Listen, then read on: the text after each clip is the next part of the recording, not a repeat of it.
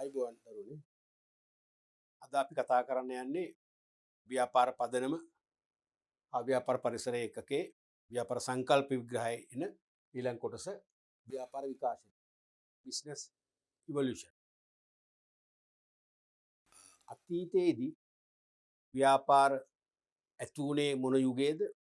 ඒක අද දක්වා පුළුල්ව විකාශන වුණේ කොහොමද කියලා තමයි මේ එකකේදී දකින්න යන්නේ. ප්‍රධාන ව්‍යාපාර විකාශන යුග 4ක් තියෙනවා.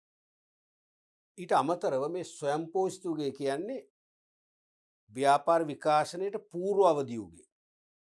පූර්ව අපි අර යුග 4ට ඉස්සෙල්ලා අපි මේක නිකන් හඳුන්වලා දීමක් කරන්නේ. මොකද මේ යුගයේදී ව්‍යාපාර ඇති වුණේ නැහැ. ව්‍යාපාර ඇති වෙන්න ගේට් එකක් ඕපන් කර ගැනීමක් තමයි මෙතනදී උනේ. ව්‍යාපාර ඇති වෙන්නේ ඊළඟ යුගයේ. හරිද? ස්වයංපෝෂිත යුගය තියෙන්නේ නැහැ. මොකක්ද මේ ස්වයංපෝෂිත යුගය කියන්නේ? මිනිස් ශිෂ්ටාචාර ඇතිවෙච්ච මුල් කාලවලදී ජනගහනය ඉතාම සීමිතයිනේ. ඒ නිසා මේගොල්ලන්ගේ වුවමනාවන් ප්‍රමාණය සීමිතයි. සරලයි. ඒ කියන්නේ මානව සම්බන්ධතා, මානව හමුවීම අඩුයි. ඒ නිසා වුවමනා සීමිතයි. ඒ නිසා ඉතාම සරල ක්‍රම මගින් තමන්ට අවශ්‍ය දෑ තමන්ම නිපදවා ගනිමින්, සපයා ගනිමින් තමන්ගේ වුවමනා සපුරා ගන්න. ඕක තමයි ස්වයංපෝෂිත යුගය කියලා කියන්නේ. තේරුණාද? එතකොට මෙතනදී යම් යම් මානව කටයුතු කළා. සමහරට මිනිස්සු තමන්ට අවශ්‍ය මස් මාංශ දඩමස් වලින් සපුරගත්තා. කෘෂි කර්ම කටයුතු වලින් තමන්ට යම් යම් ඵල නෙලා ගත්තා. ගත්තට ඒ දේ අන් අය සඳහා නෙවෙයි කළේ. තමන් සඳහානේ. ඒ නිසා ව්‍යාපාර ආරම්භ වෙන්නේ නැහැ. මෙතන හයිලයිට් කරලා තියෙනවා අන් අයගේ වුවමනා සපුරාලන මිනිස් කටයුතු ඉටු නොවූ නිසා. අන් අයගේ වුවමනා සපුරාලන මිනිස් කටයුතු ඉටු නොවූ නිසා ව්‍යාපාරවල ආරම්භයක් ඇති නොවී කියන්නේ. ඇයි තමන් සඳහානයමක් කළේ? තේරුණාද? හැබැයි මේ ස්වයංපෝෂිත අර්ථක්‍රමයේ තුල සිදු ප්‍රධාන කාර්යය තමයි ඍජු නිෂ්පාදනයේ ක්‍රියාත්මක වීම. Direct production. මොකද්ද මේ ඍජු නිෂ්පාදනය කියන්නේ? තමාට අවශ්‍ය දේ තමා විසින්ම නිෂ්පාදනය කර ගැනීම. මොකක්ද? තමාට අවශ්‍ය දේ තමා විසින්ම නිෂ්පාදනය කර ගැනීම. එතනදී වෙළඳ පොළ සදායමක් නිපද වෙන්නේ නැහැ. දැන් මට මගේ වුවමනා සපුරා ගන්න මම මස් මාංශ මම හොයා ගන්න. මගේ වුවමනා සඳහා මම එළවලු ටික මම වගා කර ගන්නවා. ඍජු නිෂ්පාදනය. බොහොම සරලයි.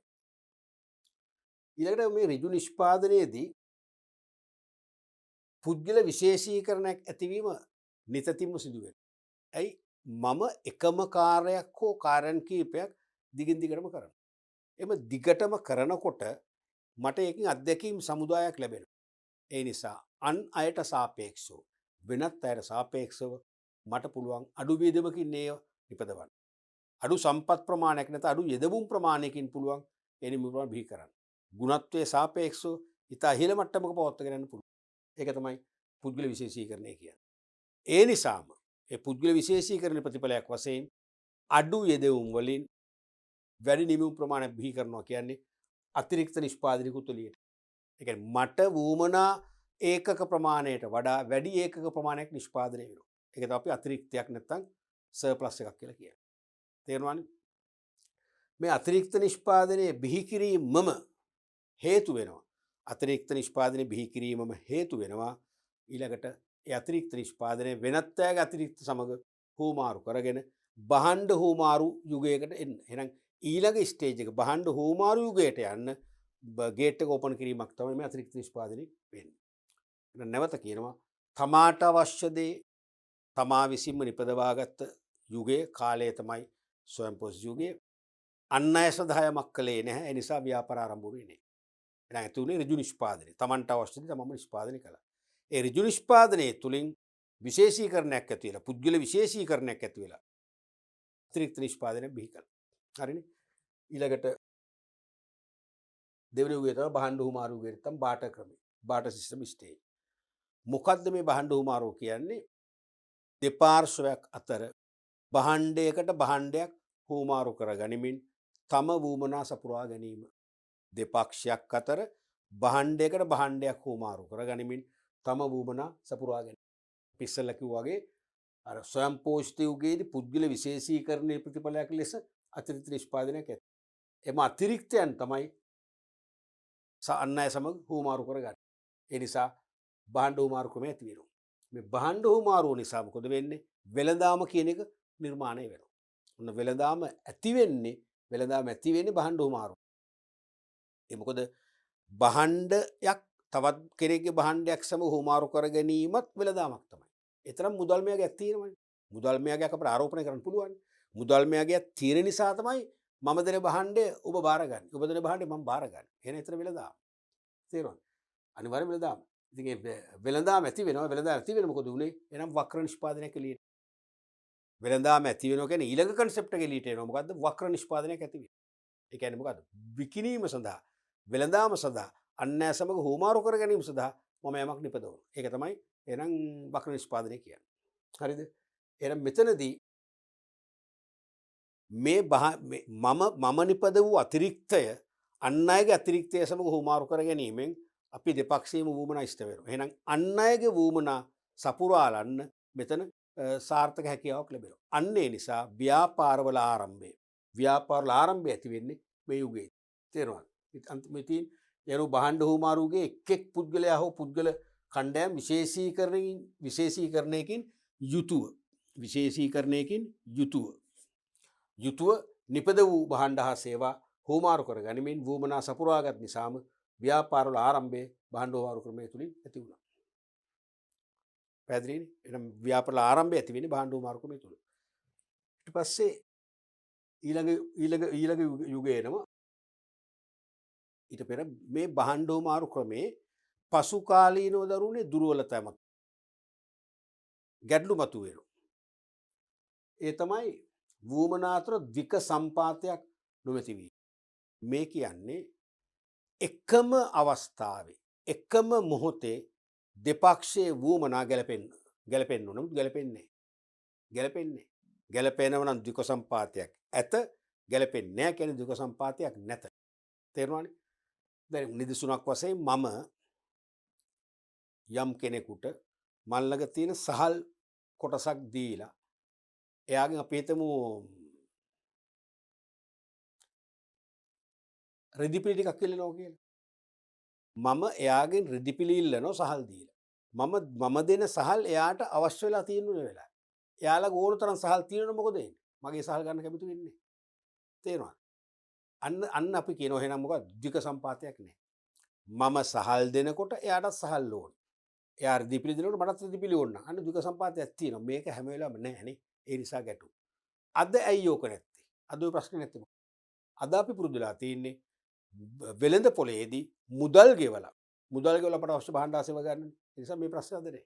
ඉතින් මේක ලොකු ගැටලුවක් වුණා එදා. අනික අභාජ්‍යතාවයවත් කොරස් කිරීම පාසු. අද වගේ ශිෂ්ටාචාර ආරම්භයේදී දියුණු මිනුම් ක්‍රම තිබුණේ නැහැ. ඒ නිසා මම යම්කිසි භාණ්ඩයක් හෝ භාණ්ඩ කොටසක් දෙනකොට ඒ කොටස අනිත් කොටසට ප්‍රමාණවත්ද කියලා පොඩි ප්‍රශ්නයක් මතුවෙනවා. සමහර අනිත් පක්ෂේ නෑ මට මගේ භාණ්ඩ දෙන්න නම් මට සහල් තව ඔය වගේ දිගුණයක් ඕන. මං කියන්නේ නෑ මේ ප්‍රමාණය ඇති. ඇයි මිනුම් නෑනේ. ඒ නිසා මේ භාණ්ඩ මාරුව ගැටලු සහගතයි. පවත්ව ගන්න බෑ. තුන්වෙනි එක තමයි රැස් කර තැබීම අපහසු. ඇයි අද මෙන් දියුණු ගබඩා පහසුකම් අතීතයේ තිබුණේ නෑනේ. ශිෂ්ටාචාර ආරම්භක කාලේ නුදියුණු සමාජ ක්‍රමය තුල පහසුකම් තිබුණේ නැහැ. ඉතින් වැස්සෙන් බේරගන්න, සතුන්ගෙන් බේරගන්න මොකද වෙන්නේ? ලොකු ප්‍රයත්නයක් දරන. ඒකත් මිනිස්සුන්ට ගැටලුවක් වුණා. ඒක හිසර දෙයක් වුණා මේ භාණ්ඩ මාරු පවත්වගෙන. අනිත් ගැටලුව තමයි තැනින් තැනට ගෙන යාම පහසු. අද මෙන් දියුණු ප්‍රවාහන ක්‍රමයේ කාලේ තිබුණේ නැහැනේ. ඈත ප්‍රදේශයක නම් මට අවශ්‍ය භාණ්ඩ සපයන කෙනා ඉන්නේ. මම මගේ භාණ්ඩ තුගක් උස්සගෙන දුරකතර ගෙවාගෙන යන්න එපයි මේ භාණ්ඩ ගන්න. ඉතින් ඒක ලොකු හරි සංකීර්ණයි. ඉතින් මෙන්න මේ වගේ හේතු නිසා භාණ්ඩ හොමාරු ක්‍රමේ මිනිස්සු ප්‍රතික්ෂේප කරන්න ගත්තා. මේට විකල්ප සොයන්න ගත්තා. විකල්ප සොයා ගැනීමේ ප්‍රතිඵලයක් වශයෙන් තමයි මිනිස්සු මුදල් භාවිතයට අවතීර්ණ වෙන්නේ. අන්න මුදල් භාවිත යුගයේ තමයි එහෙනම් ව්‍යාපාර විකාශනයේ තුන්වන යුගය. තේරුණාද? මුදල් භාවිත යුගය.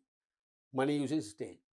බාටර් ක්‍රමයේ දුර්වලතා නිසා මිනිසා විසින් විකල්ප සොයීමේ ප්‍රතිඵලයක් ලෙස විවිධ ද්‍රව්‍ය හුමාරු මාධ්‍යයන් ලෙස භාවිතයට ගැනීමත් සමග මුදල් භාවිතයට අවතීර්ණ වුණා. මුදල් යනු හෝමාරු මාධ්‍යයක් ලෙස පොදුවේ පිළිගන්නා සෑම දෙයක්. තේරුණාද? එහෙනම් භාණ්ඩ හෝමාරුවේ දුර්වලතා නිසා මිනිස්සු විකල්ප මාධ්‍යයන් හොයන්න ගත්තා. ඒක ප්‍රතිඵලයක් වශයෙන් තමයි මුදල් මාධ්‍යයට අවතීර්ණ වෙන්නේ. මොකද්ද මුදල් කියන්නේ? ඩී.එම්. රොබින්ස් කියන අර්ථ විද්‍යාඥයාට අනුව හෝමාරු මාධ්‍යයක් නැත්නම් විනිමය මාධ්‍යයක් හෝමාරු මාධ්‍යයක් ලෙස මිනිස්සු පොදුවේ පිළිගන්න සෑම දෙයක්ම මුදල් වෙන. කාසිය නෝට්ටුම වෙන්න ඕනේ. හෝමාරු මාධ්‍යයක් ලෙස රටක මිනිස්සු බහුතර ජනතාව පොදුවේ පිළිගන්නවා සෑම දෙයක්ම ඒව මුදල් බවට පත් වෙනවා. නිදසුනක් වශයෙන් 1930 දී ජර්මනියේ ආර්ථික අවදමනයක් ඇති වුණා. මිනිස්සු මුදල් නෝට්ටු ප්‍රතික්ෂේප කළා. තමන්ට අත්‍යවශ්‍ය ආහාර පාන වැනි ද්‍රව්‍ය මිලදී ගන්න මිනිස්සු භාවිතා කළේ සිගරට් තමයි කහුව කරේ. සිගරට් තමයි මුදල් උනේ. ඉතින් එතනදී මිනිස්සු පිළිගත්තා. ජර්මන් මහ බැංකුව දීපු නෝට්ටු පිළිගත්තේ නැතුණාට සිගරට් එක පිළිගත්ත මුදල් වශයෙන් නේ. ඒ වගේ පොදුවේ පිළිගත්තා නම් ඒක තමයි මුදල්. ඒතර මුදල් භාවිතයේ ඇති වූ ක්‍රමික විකාශය අපට දකින්න පුළුවන්. මුදල් භාවිතයේ ක්‍රමික විකාශය ඇති වෙන්නේ යුග කීපයකදී. එකක් තමයි භාණ්ඩ මුදල් භාවිතය නැත්නම් ද්‍රව්‍ය මුදල් භාවිතය. ඒ කියන්නේ සිප්පි කටු, සහල්, දුම්කොළ, විවිධ ගල් ආයුධ ඒ වගේ දේවල් හෝමාරු කරන්න ගත්තා. භාණ්ඩ හෝමාරු ක්‍රමයේම වගේ එකක් නේ ඒක. ඒක තමයි ද්‍රව්‍ය මුදල් නැත්නම් භාණ්ඩ මුදල් භාවිතය කියන්නේ. අපි මේක විස්තරාත්මක කොටස මුදල් ඒකකෙදි කරන ඉස්සරහට දෙවෙනි එක තමයි ලෝහ මුදල් භාවිතය. ඒ කියන්නේ රන්, රිදී, තඹ, යකඩ, ලෝකඩ වැනි ලෝහ වර්ග හොයාගත්තන් පස්සේ ඒවෙන් ලෝකඩ මගින් කාසිය හැදුවා. අද මෙන් බොහොම අලංකාර කාසි නෙවෙයි යම් යම් ඝන ද්‍රව්‍ය විදිහට කොටස් වශයෙන් කාසි භාවිතා කරන්න ගත්තා. ඊට පස්සේ කාසි මුදල් භාවිතය වෙන තුන් අවස්ථාව. විවිධ ප්‍රමාණවල ලෝහ කැබලි වල මුහුණත යම් අගයක් සඳහන් කර නිකුත් කිරීම. ටිකක් විතර අදට ගැලපෙන විදිහට මුහුණත අගයක් දාලා විවිධ ප්‍රමාණ යුක්ත කාසි මුදල් භාවිතයට ආවා. ඊට පස්සේ නෝට්ටු මුදල් භාවිතය. මහ බැංකු විකාශයත් සමග පිළිගත් අධිකාරියක් බලයක් සහිතව විවිධාගේ නිර්මාණශීලී නෝට්ටු භාවිතා කරන්න ගත්තා. ලෝකේ මහ බැංකු ව්‍යාප්තියත් එක්ක රාජ්‍ය අධිකාරිය යටතේ විවිධ අගයන්ගෙන් යුක්ත නිර්මාණශීලී දැකුම් කළු නෝට්ටු එළියට එන්න ගත්තා. ඒක අපි කියන නෝට්ටු භාවිතය කියලා. ඊට පස්සේ බැංකු මුදල් භාවිතය. ඒ කියන්නේ බැංකුවල ජංගම ගිණුම් පදනම්ව චෙක්පත් භාවිතය. බැංකුවල කරන්ට් account කියන්නේ ජංගම ගිණුම් නැත්නම් ඉල්ලුම් තැන්පතු. ඒ ජංගම ගිණුම් වල තියෙන සල්ලි චෙක්පත කියන මාධ්‍ය චෙක්පත කියන කඩදාසි මාධ්‍ය දාගෙන අපි එළියට ගන්නවා. ඒක අපි ගණන් දුරු පියවන පාවිච්චි කරනවා. අපි ඒවට කියනවා බැංකු මුදල් කියලා. ඊට පස්සේ එනවා විද්‍යුත් මුදල් භාවිතය අද තියෙන එක. තොරතුරු තාක්ෂණය හා ඩිජිටල් තාක්ෂණයේ දියුණුවට සමගාමීව හරපත් ණයපත් වැනි දියුණු මුදල් භාවිතය. අද කඩදාසි මුදල් වල ලෝහ මුදල් වල අපි බොහොම ලේසි පර්ස් වල තමන්ගේ හැම්බිලියේ තියෙන්නේ මොකද්ද ඉලෙක්ට්‍රොනික කාඩ් පතක්. ඩෙබිට් කාඩ් එකක් නැත්නම් ක්‍රෙඩිට් කාඩ් එකක්. හරපතක් නැත්නම් ණයපතක්. ඔය විදිහට මුදල් භාවිතය ඉන්නේ. එතකොට මේ මුදල් භාවිතයේ යුගයේදී මොකද වෙන්නේ? මුදල් භාවිතය සහ ව්‍යාපාර අතර ලොකු බද්ධ වීමක්, ලොකු සම්බන්ධයක් ඇති වෙනවා. කියන්නේ මුදල් භාවිතය තුළින් බාටර් ක්‍රමයේ පැවති ගැටලු මගහැරෙමින් ගනුදෙනු ක්‍රියාවලිය වඩා කාර්යක්ෂම වී බාටර් යුගයේ ඇති වූ ව්‍යාපාර තවදුරටත් පුළුල් ලෙස ව්‍යාප්ත වනට. එතකොට මතක තියන්න බාටර් ක්‍රමේ දුර්වලතා දැන් අයින් වුණානේ.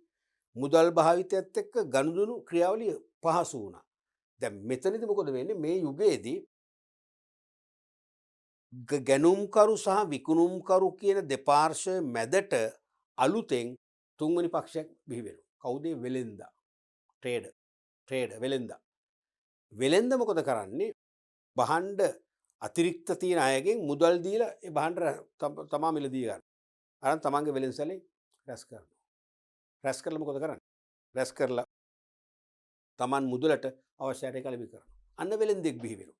ඒ නිසා වෙනදා වගේ අපි දැන් අපි තුමු කොළඹ ප්‍රදේශයේ ඉන්න කෙනෙකුට අනුරාධපුරේ නැත්තම් මාතරට ගිහිල්ලා බහන් දුස්සන් ඉන්න ඕනේ නැහැ දැන්. පහසුයි. එහෙනම් අපි එහෙම යන්නෙත් නෑ අතීතේ. නමුත් දැන් ඒ නිසා අන්න ගනුදෙනු ක්‍රියාවලිය දැන් වඩා කාර්යක්ෂම වෙන පුළුල් වෙනවා. ඒ නිසා භාණ්ඩ හෝමාරුයේදී ව්‍යාපාර අපික ඇති වුණා. ව්‍යාපාර උත්පත්තිය. එහෙම ඉපදුණු ව්‍යාපාර දැන් අන්න පුළුල් ලෙස ව්‍යාප්ත වෙන්න ගත්තා මුදල් භාවිතයත් එක්ක දෙවෙනි යුගය. හරිනේ. ඊට පස්සේ ඊළඟ යුගය තමයි කාර්මික විප්ලව යුගය. ඉන්ඩස්ට්‍රියල් රෙවොලියුෂන් ස්ටේජ් එක. කාර්මික විප්ලවය. මොකද්ද මේ කාර්මික විප්ලවය කියන්නේ? බ්‍රිතාන්‍ය ප්‍රමුඛ බටහිර රටවල 1760ත් 1830 අතර ඇති වූ කර්මාන්තාංශයේ විප්ලවය. කර්මාන්තාංශ විප්ලවය. 1760ත් 830 කියන අවුරුදු 70ක් තුල බ්‍රිතාන්‍ය ප්‍රමුඛ බටහිර රටවල කර්මාන්ත ශ්‍රේෂ්ඨයේ විශාල පෙරලියක් ඇති වුණා. ඒ නිසා ආර්ථිකමය වශයෙන් විශාල පෙරලියක් පරිවර්තනයක් ඇති වුණා. තේරුණාද? උදාහරණයක් වශයෙන් කර්මාන්තාංශේ නව සොයා ගැනීම. එනම් නව යන්ත්‍ර හා නව ශිල්ප ක්‍රම කර්මාන්ත ආයතනට ආදේශ කිරීමත් සමගම කර්මාන්තාංශයේ නිෂ්පාදන වේගයේ මෙන්ම ගුණත්වයේද වර්ධනය වේ. ඊට අමතරව නිෂ්පාදන පිරිවැය පහළ ගොස් මිල අඩුවීම නිසා ඉල්ලීම ඉහළ යාමෙන් කර්මාන්තාංශයේ ව්‍යාපාරවල විශාල ප්‍රගතියක් දෙමාංශයේ නිමවුම් වෙළඳපොළ වෙත බෙදාහැරීම සඳහා වාණිජ අංශයේ ව්‍යාපාරද පුළුල් වීමෙන් සමස්ත ව්‍යාපාරාංශය තව දුරටත් වර්ධනය වී මහා පරිමාණ ව්‍යාපාර බිහි වුණා. බ්‍රිතාන්‍ය ප්‍රමුඛ බටහිර රටවල වසර 70ක් තුල ඉනෝවේෂන්ස් ගණනාවක් කර නවෝත්පාදන. ඒ තුලින් කර්මාන්තාංශයේ අලුත් යන්ත්‍ර, උපකරණ, ශිල්ප ක්‍රම ආදේශ කරලා කර්මාන්තාංශයේ විශාල පෙරලිකාර වර්ධනයක් කරන්න පුළුවන්කම ලැබුණා. අලුත් භාණ්ඩ හා සේවා වෙළඳපොළට ආවා. නිෂ්පාදනයේ පිරිවැය අඩු වුණා. භාණ්ඩ වල මිල අඩු වුණා. ඒ නිසා භාණ්ඩ වල ඉල්ලුම ඉහළ ගියා. ඒ නිසා ව්‍යාපාරවල පුළුල් වර්ධනයක් නැත්නම් පුළුල් ව්‍යාප්තියක් ඇති වෙලා මහා පරිමාණ ව්‍යාපාර දක්වා ව්‍යාපාර වර්ධනය වෙනවා. එහෙනම් පළවෙනි යුගයේදී ව්‍යාපාර ඇති වෙනවා භාණ්ඩ හෝමාරු යුගයේදී. ඊට පස්සේ මුදල් භාවිත යුගයේදී වෙළඳාම කාර්යක්ෂම වෙලා ඒ ව්‍යාපාර තවත් පුළුල් වෙනවා. පුළුල් ලෙස ව්‍යාප්ත වෙනවා. තුන්වන යුගයේ කාර්මික විප්ලවයේ යුගයේ ඒකෙදී මහා පරිමාණ ව්‍යාපාර බිහි කරනවා. විශේෂම අලුත් යන්ත්‍රෝපකරණ හා ශිල්ප ක්‍රම කර්මාන්තශාලාවලට ආදේශ කර ගැනීමට අවස්ථාව උදා වීම නිසා. එතකොට උදාහරණයක් වශයෙන් වෙළඳපොළ සඳහා සිදු කරන මහා පරිමාණ නිෂ්පාදනය. දැන් වෙනද සුළු පරිමාණයනේ කරේ ඍජු නිෂ්පාදනයනේ. දැන් එහෙම නෙවෙයි. දැන් යන්ත්‍රෝපකරණ නව තාක්ෂණය පාවිච්චි කරලා විශාල ඒකක ප්‍රමාණයක් හදනවා විකිණීම සඳහා. ඒ නිසා වෙළඳපොළ සඳහා සිදු කරන මහා පරිමාණ නිෂ්පාදනයක් වෙනවා. ඊළඟට විශාල කර්මාන්තශාලා ක්‍රමය. දැන් කුඩා පරිමාණ කර්මාන්තශාලා නෙවෙයි. එකම පරිශ්‍රය තුල දැවැන්ත යන්ත්‍රෝපකරණ වලින් සමන්විත කම්හල් පිරියතයන් සහිත විශාල පරිමාණ කර්මාන්තශාලා ව්‍යාප්ත වෙනවා. ඊළඟට නව තාක්ෂණ ශිල්ප ක්‍රම. කලින් භාවිතා නොකළ නව තාක්ෂණ ශිල්ප ක්‍රම භාවිතය තුළින් වඩා ගුණාත්මක තත්ත්වයෙන් උසස් ගුණාත්මක භාණ්ඩ වෙළඳපොළට නිෂ්පාදනය කළ දෙන්න හැකියාව ලැබිලා තියෙනවා. ඊළඟට ශ්‍රම විභජනය හා ශ්‍රම විශේෂීකරණය කර්මාන්තශාලා ඇතුළු ව්‍යාපාර තුළ ව්‍යාප්ත වීම. මේ ශ්‍රම විභජනය ඩිවිෂන් ඔෆ් ලේබර් සහ ශ්‍රම විශේෂීකරණය ලේබර් ස්පෙෂලයිසේෂන් මේ සංකල්ප දෙක ප්‍රධාන නිෂ්පාදන ශිල්පීය සංකල්ප දෙකක් වශයෙන් කර්මාන්තශාලා තුළට ආරූඪ වෙන්නේ කාර්මික විප්ලවයට සමගාමීව.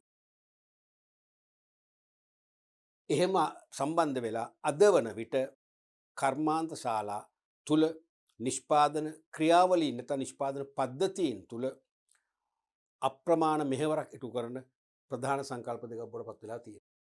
දැන් ශ්‍රම විභජනයේදී කර්මාන්තශාලා තුළ නිෂ්පාදන ක්‍රියාවලියේ විවිධ කාර්යයන් බෙදලා එක් කාර්යයන් ඒ සඳහා නිපුණත්වයක් දක්වන පුද්ගලයින්ට හෝ පුද්ගල කණ්ඩායමකට බෙදලා තියෙනවා. ඒක අද දක්වාත් ඒ විදිහටම තමයි යන්නේ. ඒක තමයි ශ්‍රම විභජනය. ඒ නිසාම ඒ කාර්ය දීර්ඝ කාලීනව එකම පුද්ගලයා අතින් නිම වෙනකොට ඇතිවන අත්දැකීම් සම්භාරය නිසාම සාපේක්ෂව ඉතා ඉහළ කාර්යක්ෂමතාවයකින් ඉහළ ඵලදායීතාවයකින් යුතුව නිෂ්පාදන ක්‍රම ක්‍රියාත්මක වෙනවා. ඒ නිසා ශ්‍රම විභජනය සහ ශ්‍රම විශේෂීකරණය අද කර්මාන්තශාලා තුළ මූලික සංකල්ප වශයෙන් සක්‍රිය වෙනවා. ඊළඟට කෘෂිකාර්මික ව්‍යාපාර කාර්මික ව්‍යාපාර බවට පරිවර්තනය වෙනවා. තවත් ප්‍රබලම වෙනස් වීම. කෘෂිකර්මාන්තයේ නියුක්ත තිබිච්ච ව්‍යාපාර කාර්මික විප්ලවයත් එක්කම කාර්මික ව්‍යාපාර බවට. ඒ කියන්නේ කෘෂිකාර්මික අංශයේ තිබිච්ච ව්‍යාපාර යන්ත්‍රෝපකරණ භාවිතා කරලා මහා පරිමාණ නිෂ්පාදන බිහි කරන කර්මාන්ත ශාලා ව්‍යාපාර බවට අනුවර්තනය වෙනවා. කෘෂිකාර්මික ව්‍යාපාර සාපේක්ෂව අඩු වෙලා කාර්මික ව්‍යාපාරංශේ ප්‍රගුණ වෙනවා. ඊළඟට ව්‍යාපාරික කෘෂිකර්මාන්තයේ බිහිවීම. දැන් මෙතෙක් තිබුණේ යැපුම් කෘෂිකර්මාන්තයක්. පුද්ගලයින්ට තම ජීවනෝපාය සඳහා කෘෂිකර්මාන්තයේ නියුක්ත වෙච්ච ස්වභාවය සම්පූර්ණ වෙනස් වෙනවා.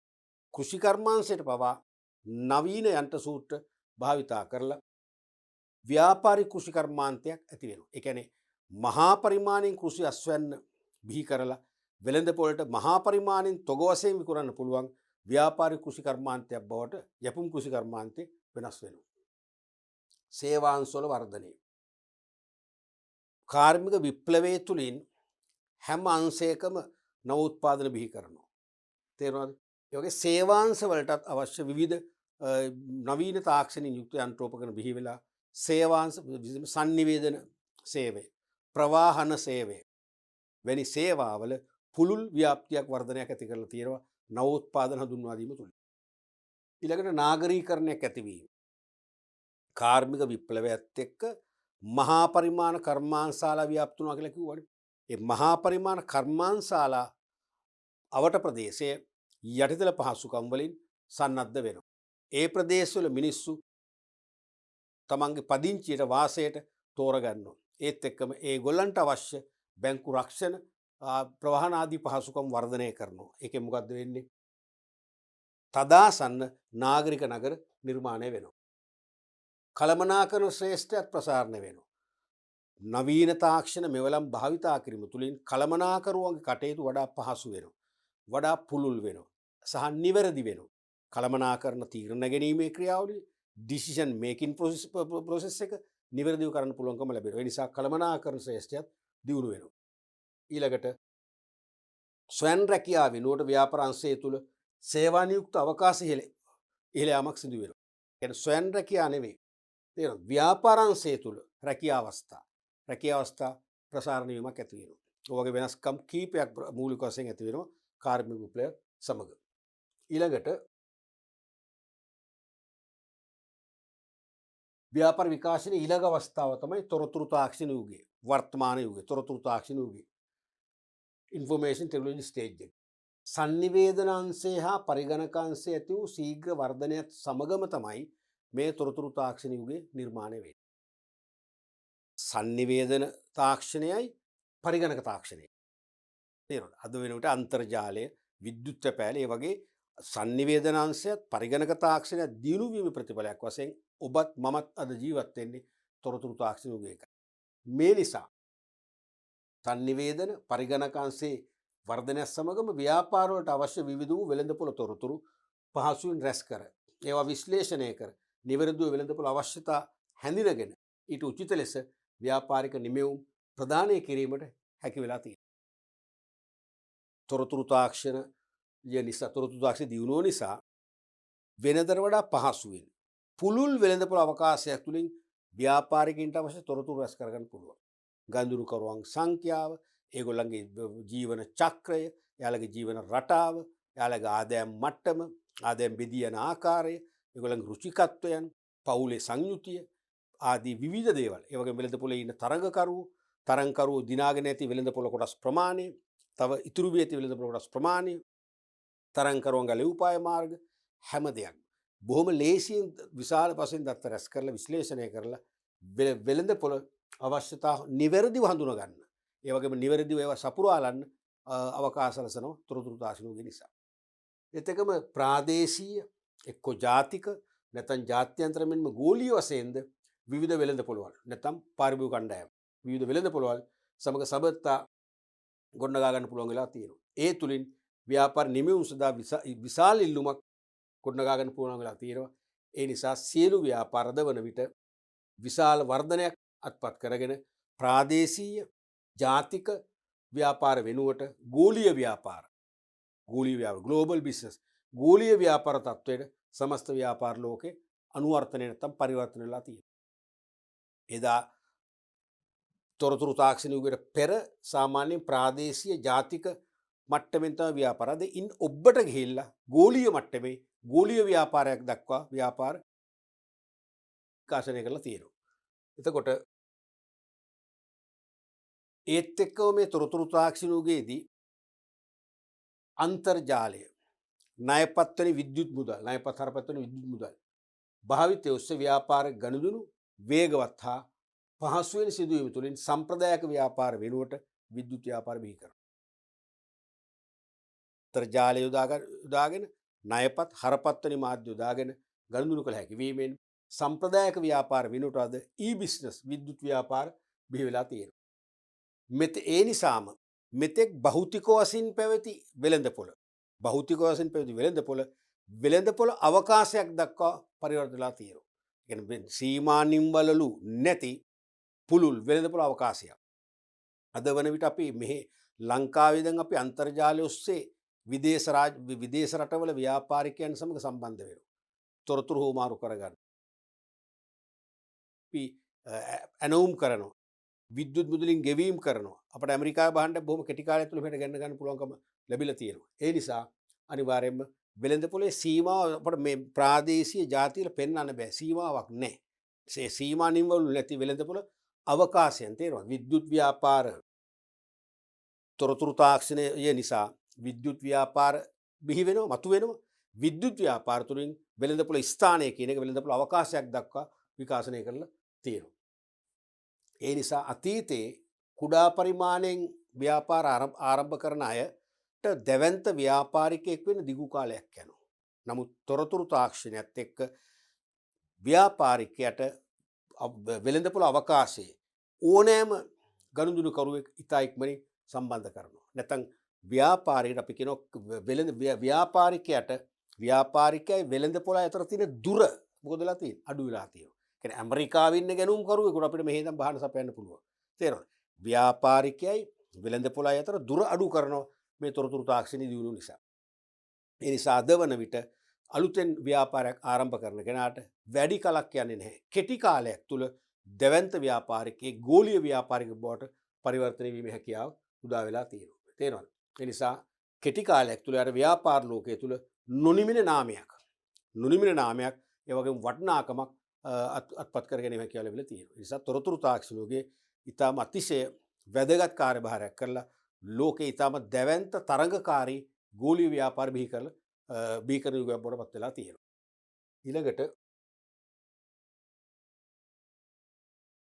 වර්තමානයේ තොරතුරු තාක්ෂණයේ දියුණුවත් සමග ව්‍යාපාරයේ සිදු ප්‍රවණතා කීපයක් ට්‍රෙන්ඩ්ස් තියෙනවා. තොරතුරු තාක්ෂණයේ දියුණුවත් එක්ක ව්‍යාපාරයේ ඇතිවෙච්ච ප්‍රවණතා කීපයක් අපි හඳුන ගන්නට ඕන. මේ ප්‍රවණතා මොකද්ද මේ ප්‍රවණතා කියන්නේ? ප්‍රවණතා කියන්නේ ට්‍රෙන්ඩ්ස් කියන්නේ පෙරට වඩා වෙනස් වී පෙර තිබුණු තත්වයට වඩා වෙනස් වී තව දුරටත් වර්ධනය වන තත්වයක්. මොකද්ද ප්‍රවණතා කියන්නේ? වෙනස් වීම නෙවෙයි, ඒක චේන්ජ් එකක්. චේන්ජස් නෙවෙයි.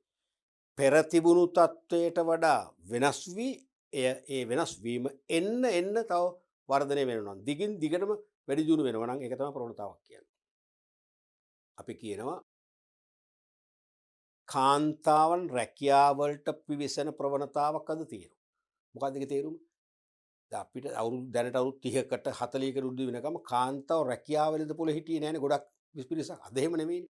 අපි කියනවා කාන්තාවන් රැකියාවලට එන ප්‍රවණතාව වැඩි. ඒ තේරුම මොකද්ද? කාන්තාවෝ තව තවත් රැකියා කරන තත්ත්වයකට පත් වෙනවා කියන්නේ එන්න වැඩි. ඒක ප්‍රවණතාවක්. තේරුණානේ? ඒ වගේම අද වන විට තරුණයන් රජයේ විශ්වවිද්‍යාල වලින් බැරි නම් පෞද්ගලික විශ්වවිද්‍යාලයකින් හරි උපාධියක් ලබන ප්‍රවණතාවක් තියෙනවා. ඒ කියන්නේ මොකද්ද? එවැනි උපාධිධාරීන් එන්න වැඩි වෙනවා. ඒ වගේ ප්‍රවණතාව කියන්නේ ඒකයි. පෙරට වඩා වෙනස් වී තව දුරටත් ඒ වෙනස් වීම වර්ධනය වෙනවා. ඒක තමයි ප්‍රවණතාවක් කියන්නේ. තොරතුරු තාක්ෂණ ඒ දියුණුවත් එක්කම ව්‍යාපාරයේ වෙනි ප්‍රවණතා කීපයක් තියෙනවා. එකක් තමයි ගෝලීයකරණයේ ව්‍යාප්ත වීම හා ගෝලීය ව්‍යාපාර බිහිවීම. තොරතුරු තාක්ෂණයත් එක්ක ලේසියෙන් ගෝලීයකරණය කියන ක්‍රියාවලිය ඇති වෙනවා. මොකද්ද මේ ගෝලීකරණය කියන්නේ? ලෝකේ රටවල් අතර දේශපාලන, ආර්ථික, සමාජීය, තාක්ෂණික වශයෙන් එකට ඒකාබද්ධ වීමක්, එකට අන්තර්ක්‍රියාකාරීත්වයක් ඇති වීම තමයි ගෝලීකරණය කියන්නේ.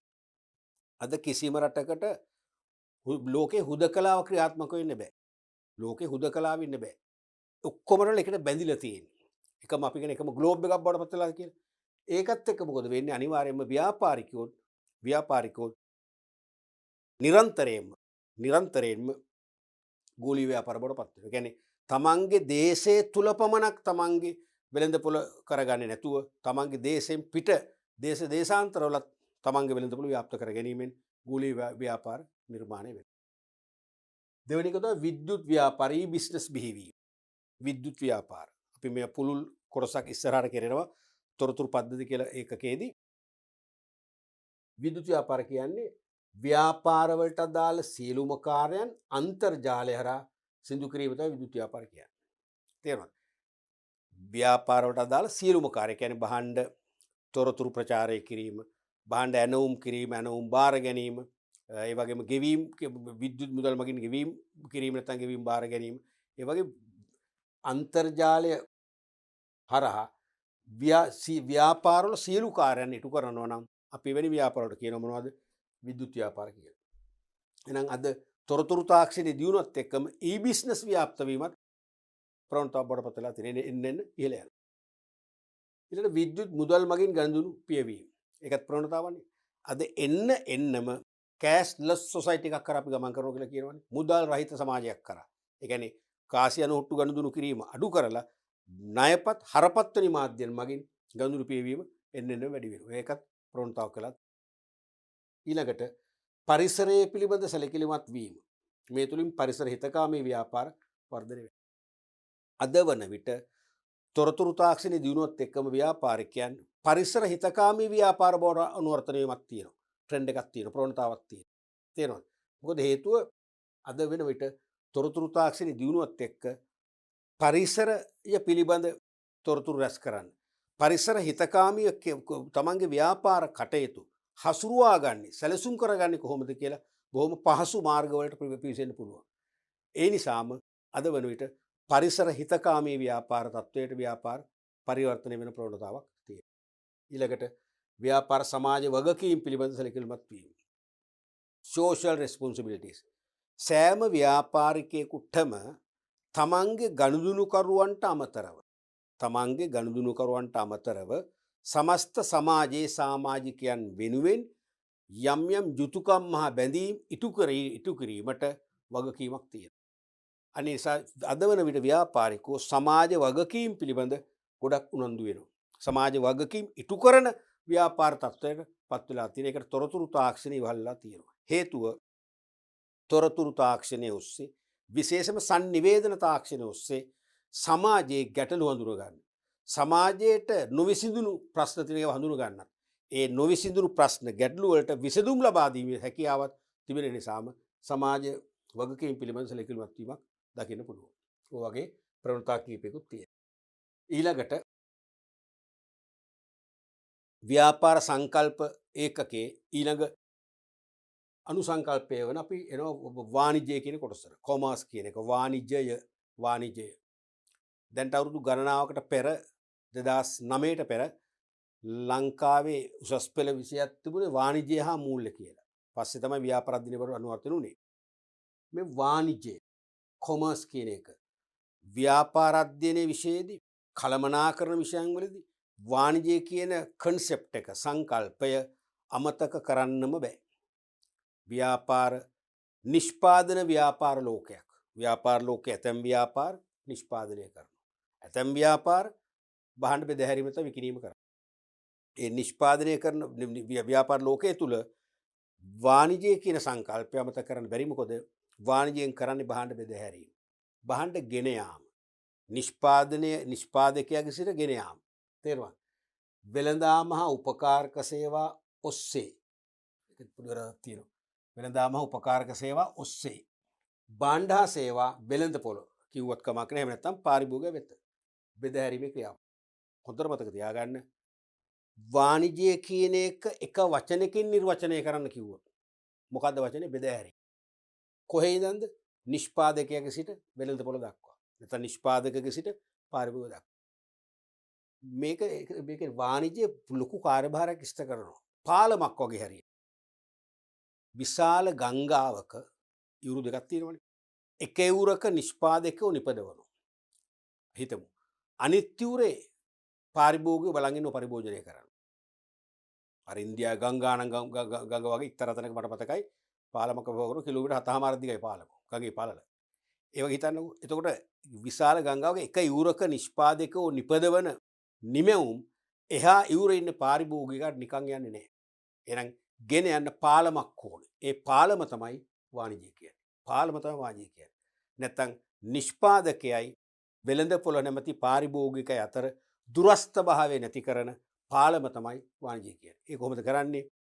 වෙළඳාම කියන සේවයයි උපකාරක සේවා කියන සේවා ටිකයි මිශ්‍ර කරගෙන භාණ්ඩ හා සේවා පාරිභෝගිකය වෙත බෙදා හැරිනවා. ඒක තමයි වාණිජය කරන්නේ. ඒතර වාණිජයේ ප්‍රධාන උපාංග තමයි මේ තියෙන්නේ. වෙළඳාම උපකාරක සේවා. හරිද? උපකාරක සේවා ඔකරම කියනවා අපිට ව්‍යාපාර සහාය සේවා කියලා කියන්නත් පුළුවන්. හරිද? මේ අර්ථ දෙකම එකයි. උපකාරක සේවාවට අපිට කියන්න පුළුවන් ව්‍යාපාර සහාය සේවා කියලා කියන්නත් පුළුවන්. එතකොට දෙකම සේවා. තේරුණානේ? දෙකම සේවා. වෙළඳාම දේශීය විදේශීය කියලා කොටස් දෙකක් තියෙනවා. දේශීය තොග සහ සිල්ලර, විදේශීය අපනයනය ආනයන කියලා කොටස් දෙකක් තියෙනවා. උපකාරක සේවා මූලික වර්ග පහක්: බැංකු, රක්ෂණය, ප්‍රවාහනය, sannivedanaය, ගබඩාකරණය. මට මතකයි 1999 පස්සේ ප්‍රධාන පාලක පරීක්ෂකතුමා ප්‍රශ්න පත්‍රයේ අතර ගත්ත ගාම 99 ගත්තේ 2000 අවුරුද්දේ මුලින්ම. ඊට පස්සේ තව අවුරුදු දෙක දෙවුවා වාණිජ්‍යයේ අංශ පරීක්ෂා කරන්න. වාණිජ්‍යයේ අංශ පරීක්ෂා කරන්න කියලා ප්‍රශ්න. වාණිජ්‍යයේ අංශ අන්න මම අර කිව්ව ප්‍රශ්න රටා ව්‍යාප්‍රාද්‍යනීය ප්‍රශ්න අහන විදි ක්‍රම නැත්නම් රටා 27 එකක් තමයි තවත්. මොකද කිසියම් මූලික සංකල්ප. දැන් මේක මූලික සංකල්පේ වාණිජ්‍ය. මූලික සංකල්පය මොකද්ද? වාණිජ්‍ය. හරිද? මෙන්න මේ මූලික සංකල්පය වන වාණිජ්‍යය හැදෙන්නේ තව උපසංකල්ප කීපයක් මගින්. හරිද? වෙළඳාම සහ ඒකේ ප්‍රභේද, උපකාරක සහ ප්‍රභේද ගණනාවක එකතුවක් මගින්. පැහැදිලිනේ? එහෙනම් මෙවැනි අවස්ථාවක අංශ පරීක්ෂා කරන්න කිව්වම අපි විස්තරාත්මක උත්තර ලියන්නේ නැහැ. අනිවාර්යයෙන්ම හොඳම දේ තමයි එක්ක ගැලීම් සටහන්. නැත්තම් අංකිත පිළිතුරක්. අංකිත පිළිතුරක්. මොකක්ද ඒ කියන්නේ? ඕනනම් දාන්න පුළුවන් අංක 1. එක වෙළඳාම. ඔක අපිට දාන්න පුළුවන්. එක වෙළඳාම. ඒකේ රෝමි ඉලක්කම් 1. දේශීය. ඒකෙත් ඕනනම් AB එත ආයනු. තේරෙනවද? රෝමි ඉලක්කම් 2. එහෙම දාන්නත් පුළුවන්. ඊට වඩා පැහැදිලි මේ ක්‍රමය. ඊට වඩා පැහැදිලි මේ ක්‍රමය. තේරුණාද? ඊට වඩා පැහැදිලි මේ ක්‍රමය. එතකොට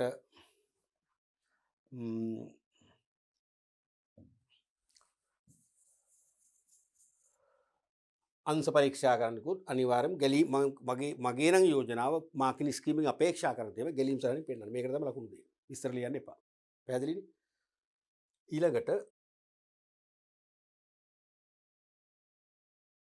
මේකම තමයි වෙළඳාම් සහ උපකාරක සේවා ඔස්සේ භාණ්ඩ හා සේවා වෙළඳපොළ නැත්නම් පාරිභෝගික බෙදාහැරීමේ ක්‍රියාවලිය. ඊළඟට අපි ඕකේ ආංශික තත්ත්වය බලමු විග්‍රහ කරලා.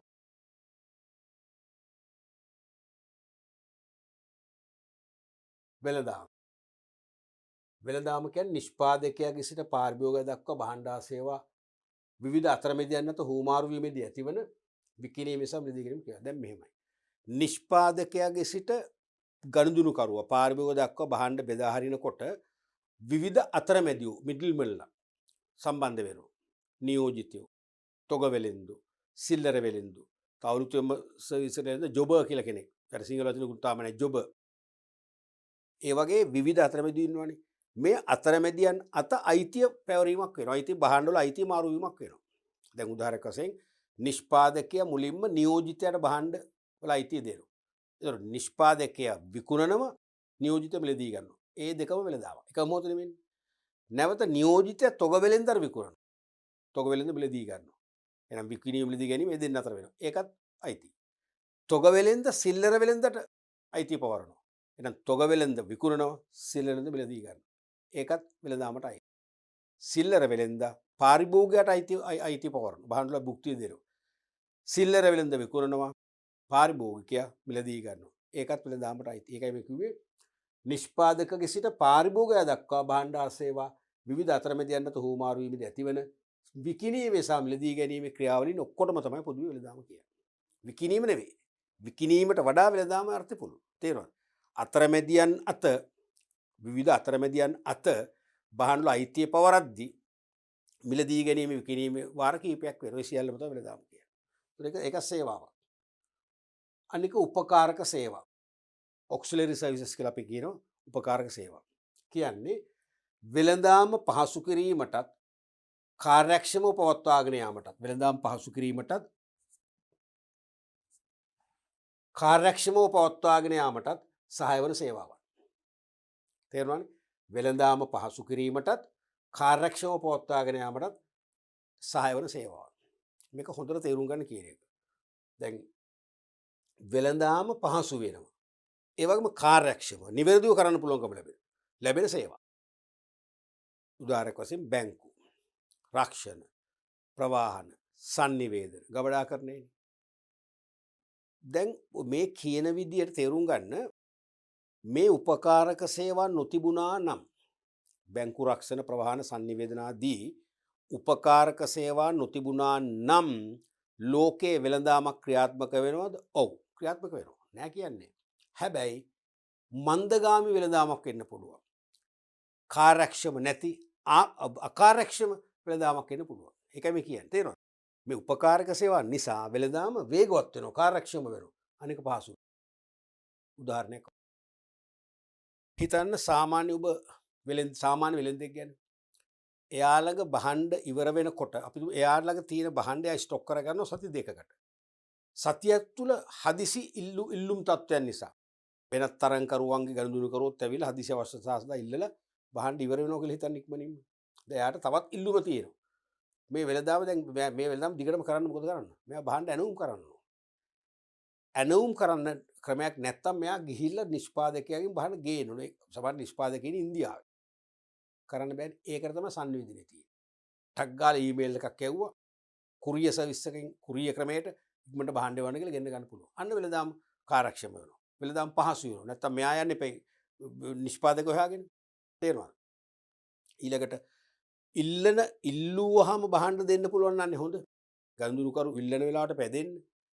දෙන්න නම් භාණ්ඩ කලින් ඇනවුම් කරලා ප්‍රවාහන සේවය මගින් ඉක්මනට ගෙන්නගෙන හොඳ සුරක්ෂිත ගබඩාවක් ගබඩා කරලා තියෙනවා. ඉල්ලුවහම දෙන්න පුළුවන්. අන්න වෙළඳාම පහසු වෙනවා, කාර්යක්ෂම වෙනවා. ගබඩාකරණය. තේරුණානේ? ඊළඟට දැන් සමහර භාණ්ඩ අලෙවි කළාට ගනුදෙනුකරුට ගෙනියන්න බෑ. එකවර ගෙනියන්න බෑ. එයාට එයාගේ ගබඩා විඩකට ප්‍රශ්න තියෙනවා. ප්‍රවාහන පහසුකම් සොයා ගැනීම ප්‍රශ්න තියෙනවා. එහෙනම් ඒ භාණ්ඩ විකුණූ භාණ්ඩ බැහැර කරගන්න අතෙක් සුරක්ෂිතව ගබඩා කරලා තියන්න පුළුවන් වෙනවා වෙළඳලා. ඒ නිසා ඒ ගබඩා පහසුකම් එතනට අවශ්‍ය වෙනවා.